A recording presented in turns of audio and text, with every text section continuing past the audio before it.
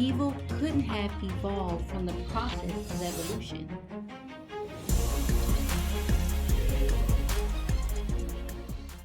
There are many reasons why people do not believe in the God of Christianity.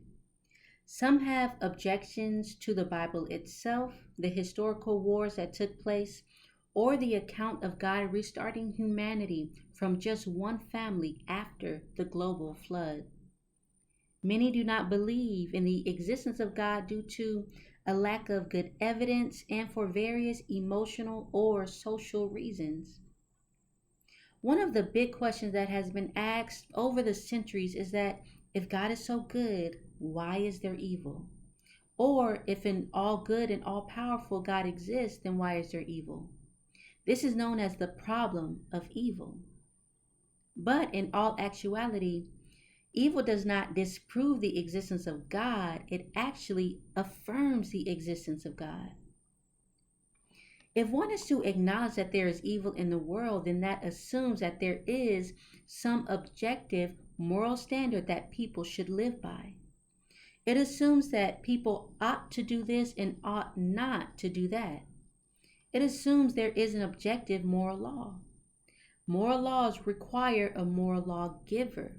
So if there is an objective moral law, objective right and wrong, then there is a moral lawgiver. Otherwise, morals are subjective based on one's personal opinion. For morals to be objective, there must be a standard above and outside of humanity. If not, then morals vary from person to person and there is no real standard. Additionally, morals did not evolve from evolution. You cannot get a concept that is abstract, such as morality, from what is supposed to be a biological process. In this position, if evolution gave you moral thoughts, then it gave you all of your thoughts, including your thoughts about God and evolution itself. Evolution is supposed to be a mindless, undirected process with the purpose of the fittest to survive.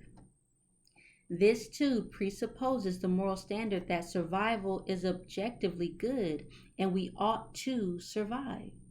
Why should we survive? Where does that objective goal come from if there is no objective moral law intuitively prompting us that life has value? If you turn on the news, open Facebook, open up YouTube and TikTok, you will see some manner of evil that has taken place. You realize that a moral standard has been transgressed. Conversely, you can also see the good in the world, the compassion that is displayed towards a fellow human being. The world is not all bad and the world is not all good. We live as free moral agents with free will to do what we decide to do. Free will does not erase the moral standard. It shows that we have a choice to follow it or not. Free will shows that there is a choice between options, in this case, good or evil. I'm sure you have asked yourself, why doesn't God intervene? I know I have. When he doesn't intervene, it does not mean that he does not exist. It means that he is all-knowing and sees the bigger picture. He knows how things will work out in the end. He has a plan for humanity and his plan is wise and good. Even in the midst of tragedy, death is not the end. It is passing from this life to the next. I do not like evil, but I do acknowledge that evil has a purpose. God often uses evil to carry out his plan. This is not as counterintuitive as it sounds. In order for God to not impose on our own free will, he uses the evil choices we sometimes make to bring about one's own good and for his own glory. Someone's tragedy is someone else's testimony. Someone's mistake can be used to help others on a larger scale. God often takes evil and uses it for a purpose. And in the Bible, we can clearly see this.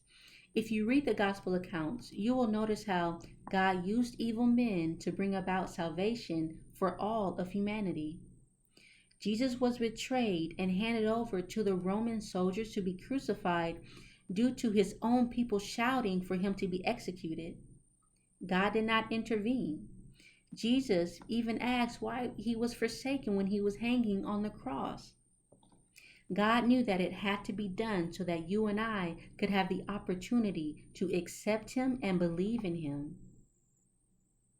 When someone commits a crime, they do not immediately just go to prison. There is a judicial and legal process that they go through. They must go to court for the legal proceedings to be just and fair according to the law. That person eventually will receive a sentence of punishment and they are handed over to carry out that sentence.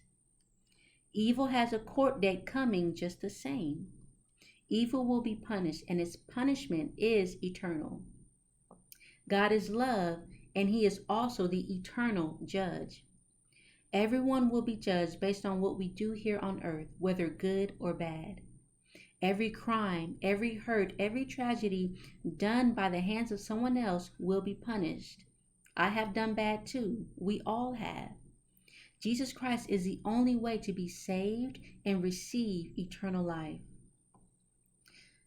There are certain people that complain about evil but do not believe in the God that will punish it. There is no punishment or reward under an atheistic worldview. God is the one who will judge evil and deliver its punishment. Many also complain about the evil done in the Bible. Again, is it really evil if there is no objective moral standard? If there is no moral lawgiver, then evil is a matter of opinion.